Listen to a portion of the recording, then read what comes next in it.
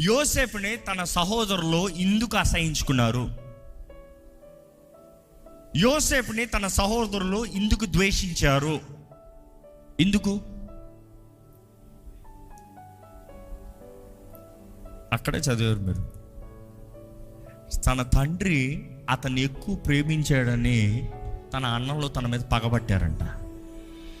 తన అన్నలు తనని అసహించుకున్నారంట. యోసేపైనా వారి అన్నలకి ఏమైనా తప్పు చేశాడా? ఏ తప్పు చేయాలి? వాళ్ళ అన్నలు ఎవరైనా కొట్టొచ్చాడా? వాళ్ళు ఎవరి దగ్గర ఏదైనా దోచుకుని వచ్చాడా?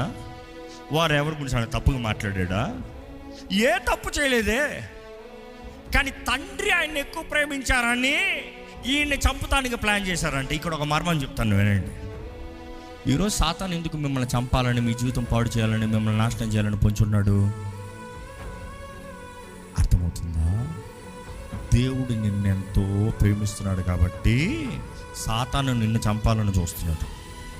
అది నాకెందుకు ఈ కీడు?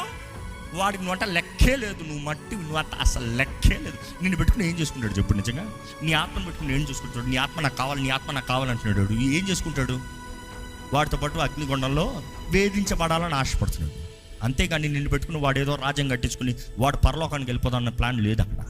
ఎందుకంటే పరలోకాన్ని తోసివేయబడ్డాడు, ఇంక ఎంట్రీ లేదు. ఏం చేసినా ఎంట్రీ లేదు. వాడు అంతా నిర్ణయించబడ్డాడు.